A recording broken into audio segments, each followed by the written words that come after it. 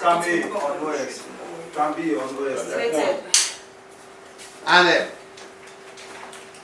action.